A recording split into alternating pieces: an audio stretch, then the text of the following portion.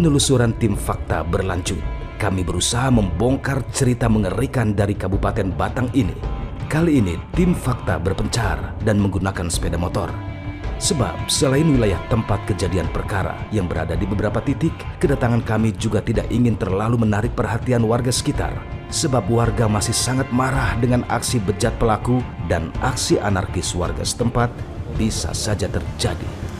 Oke, sekarang tim liputan fakta mau menuju ke TKP atau lokasi di mana pelaku ini melakukan kekerasan seksual terhadap data sementara ini kan 21 anak ya, semuanya laki-laki. Kalau menurut LSM yang mendampingi keluarga korban, bahkan korban pun, dia juga mengatakan ada 8 TKP. Nah, karena ada 8 TKP, jadi kita tim liputan fakta coba bagi jadi berapa tim. Saya ini akan menuju ke rumah pelaku. Ini ada Mas Ardin. Mas Ardin ini mau menuju ke mana, Mas? Kebun. Lokasi kebun. Kebun. Terus ada Mas Tejo juga. Mas Tejo mau ke mana, Mas? Ke gudang. Ke gudang. Oke, jadi kita bakal langsung ke sana. Kita akan pantau kondisi di sana seperti apa, termasuk ada keterangan saksi atau warga sekitar yang bisa kita minta keterangan atau enggak. Kita akan coba temukan faktanya. Salah satu lokasi yang menjadi tujuan kami adalah kebun yang berada di tengah perumahan warga.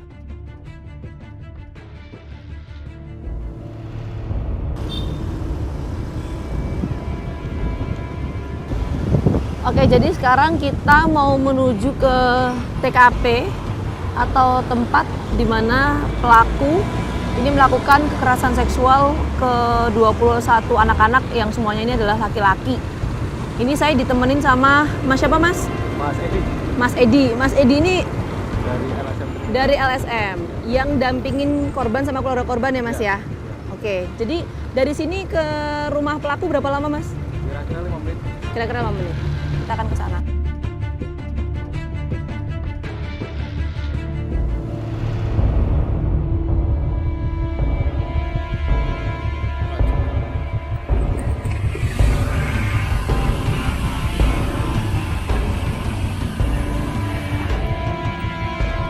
Ini kebunnya. Di lokasi ini, Muslihudin sempat melakukan aksinya. Tuan korban dia diajak untuk mengambil pohon pisang, katanya untuk acara hitanan itu. Sini. Dia dalam arti nipu korban, dalam arti bilang pada waktu malam hari itu korban langsung disuruh tiarap, malah dibuka celana. Di mana, Pak? Ya, ini letaknya sini. Di sini, Pak. Kemudian ada juga sebuah bangunan yang dikenali sebagai gudang. Jaraknya tidak terlalu jauh dari lokasi pertama yang kami datangi. Bisa masuk dibuka, setelah kejadian kayak gini langsung ditutup terus. Pintu itu tuh merah itu. Oh, masuknya dari pintu merah itu? Iya, masuk ke dalam. Tidak hanya di kebun dan gudang, aksi bejat Muslihudin juga terjadi di sebuah musola kecil. Pelaku yang juga dikenal sebagai pengajar para bocah laki-laki. Sebagai pengajar mengaji dan rebana, tentunya Muslihudin sangat terbiasa keluar masuk tempat ibadah. Satu lokasi lainnya yang menjadi tempat kejadian perkara adalah sebuah kos-kosan. Lokasinya agak jauh dari tempat kejadian perkara lainnya. Tempat kos ini menurut warga sekitar masih milik keluarga besar pelaku. Dan dari tempat ini, polisi sempat menyita sebuah kasur yang menjadi salah satu barang bukti. Dan akhirnya tim fakta pun tiba di rumah keluarga pelaku. Adalah Ahmad Fahrozan, ayah kandung Udin, yang juga dikenal sebagai salah satu pengajar ngaji bagi warga sekitarnya. Ada keluarga yang ada di dalam rumah ini. Tadi baru saja ada yang masuk ke dalam rumah. Permisi. Kepada tim fakta, lelaki yang kerap membantu warga untuk hitanan ini mengaku tidak tahu sama sekali jika putra ketiganya telah melakukan perbuatan yang melampaui batas dan dilarang keras oleh agama. Assalamualaikum. Waalaikumsalam. Bapak, salam kenal G. Saya Vita dari TV One. Oh, J. Dengan Bapak siapa? Bapak Ahmad Fauzan. Pak Ahmad Fauzan. Oh, Pak Ahmad Fauzan itu bapaknya Udin. Oh iya, Pak. Ngapunten, kita boleh ngobrol sebentar. Oh iya, J. Matur nuwun, Pak. Saya agak grogi. Isinya apa Pak? Heboh puluhan bocah. Oh jadi ini dari adiknya Udin ya pemirsa ya. Heboh puluhan bocah di Batang jadi korban sodomi. Oke, Bapak dapat info ini. Terus, oke. Terus setelah itu? Sudah itu langsung Udin tak undang masuk. Dik, Nang, Din, boleh benar perbuatan kalian? Enggak Pak. Udin mengakui ya Pak ya? Mengaku gitu. Oke. Terus sudah itu di mana? Di Depok. Sebentar Pak, maaf saya potong. Udin cerita juga nggak di mana aja sih Pak ngelakuinnya? Selain di Depok ya, di kampung sebelah gitu. Di mana lagi? Saya tahunya biar dia bilang gitu langsung saya suruh langsung diambil intelnya itu bawa ke Polres. Oh, Saya- nggak sempat nanya lagi Walah, karena sampai sekarang saya udah ngakuin ya Pak ya. Ya gimana, wong Oke. dia berbuat ya sudah bertanggung jawab. Betul, betul. Saya Iya, iya. gitu Mbak, kalau Iya. kamu berbuat tanggung jawab, kamu nangis sekarang sama temannya tak jadi tekan mak, kalau pagi-pagi gue nangis, oh itu salah. Oke. Kalau nek ngejar anak songon itu mungkin. Iya, betul. Pak, rumah. gini Pak pertanyaan saya. Udin itu sering bawa anak kecil ke sini nggak Pak, ke rumah? Ya, udah biasa Mbak. Oh, udah biasa. Tiga diboncengin motor, Iya. sesudah ini nanti di sini terbangan. Lah anak kan nggak bawa sepeda, ada yang bawa sepeda ke sini. Terus nanti kalau sudah terbang selesai bubar, kan Oh, gitu. jadi memang belajar rebana. Kalau Bener. anak-anak yang kesini Ya, pasti belajar biasanya rebana. itu begitu, cuma karena ini kejadian yang di sana itu saya nggak tahu sama sekali. Iya, iya, iya. Mbak. Nah, Oke. sampai sekarang ya saya nggak tanya kamu di mana, saya nggak tahu. Iya, Pak maaf. Waktu Udin bawa anak-anak ke rumah atau anak-anak main ke sini, itu umur-umur berapa sih Pak anak-anaknya? Anaknya nggak ada yang SD kelas 4, ada yang kelas 5, kelas 6, bahkan yang SMP ada. Oh, iya. Waktu anak-anak ke sini Pak, Pak Ahmad sama keluarga ada di rumah juga? Ya di rumah mau Oh, dia. di rumah. Ini kalau ini main itu salinnya pakaian kan di sini Mas. Itu pakaiannya. Kemarin udah diambil yang mau main. Nah. Kumpulnya di sini atau Di di mana? sini salin di sini sudah itu sudah pulang nanti. Salin tuh ganti ya Nanti pemirsa? akan Iya, ganti baju. Baju ini kan. Iya. Yang tadi dari rumah pakainya bukan seragam gini kan bukan. Oke, Pak, saya pengen tanya ke Pak Ahmad. Tentu kita prihatin ya Pak ya atas peristiwa ini, betul. Ya Allah. Mbak, Iya, 70 tahun terus. iya, Enggak, saya kan masih orang tua umur 86.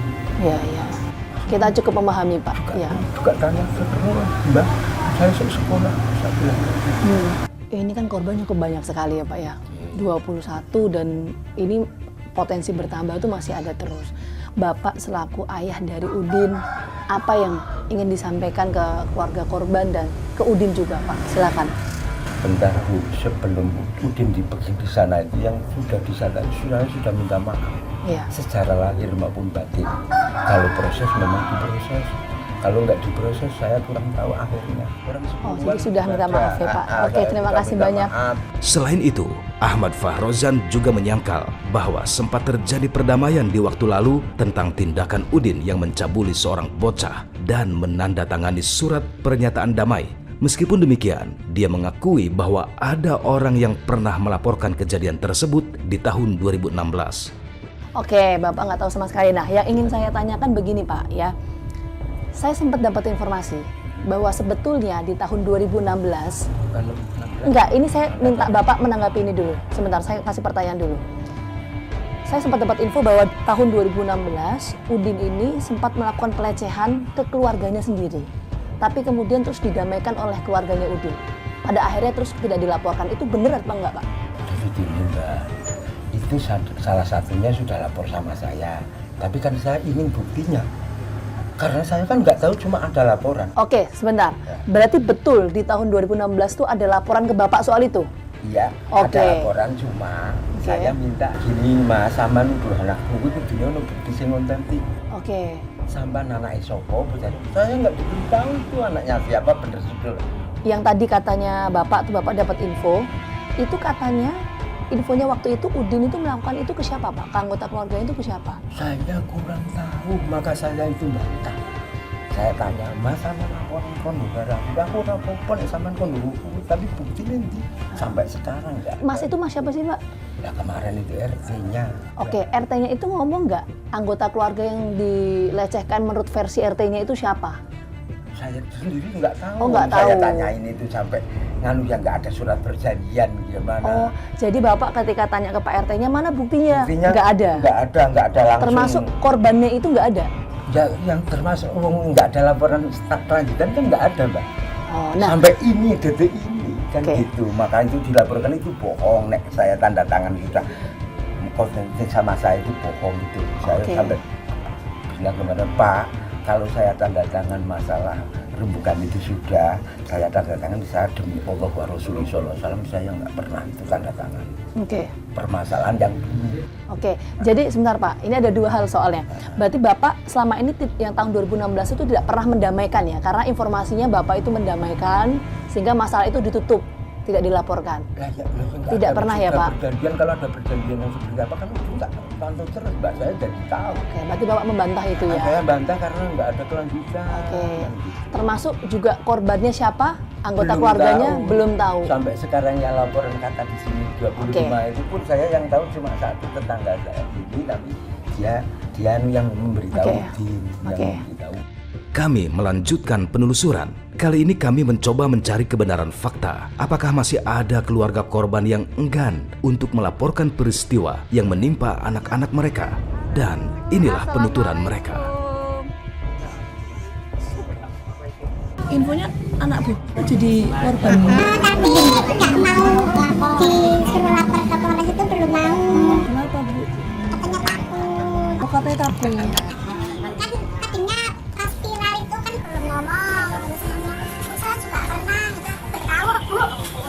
Kalian di selatan. Orang nggak musola itu siapa musola itu? Hasilnya nggak musola. Maksudnya kejadian Di musola. Nah kan itu kan apa anaknya Ustaz itu kan itu kan musola ngajar ngaji. Oh jadi anak diajari muridnya tapi nggak ngaji di sana, tetapnya di musola sini. Anak saya memang sekali jangan lupa masuk ke kejadian ini kan ingat lagi. Katanya suruh liatin temennya nanti kalian. Sempet suruh main game dulu. Iya. Tapi anak terus cucu ibu itu semuanya laki-laki ya Bu ya? Laki-laki semua. Ini nanya ini. Kita anak saya ya. Iya. Ibu tuh tapi kenal sama ayah pelaku tuh kenal Bu? Ya kenapa dia tangga? Nah ini satu kampung. Pengen tanya Bu, tahun 2016 itu katanya pelaku tuh sempat melecehkan keluarganya sendiri tuh bener gak sih Bu? Oh itu benar, itu nggak sama keluarga. Sama siapa? Jadi anak saya kan sekarang sudah kelas 1 SD. Siapa maaf? Ibu. Gimana kan dulu kan anak saya kan waktu kelas 4 SD kan sekolah TPG di Tahun berapa itu? ya tahun berapa ya? Sekarang itu anak saya kelas 1 SMK. Ya, terus kelas 4 SD itu sekolah di situ.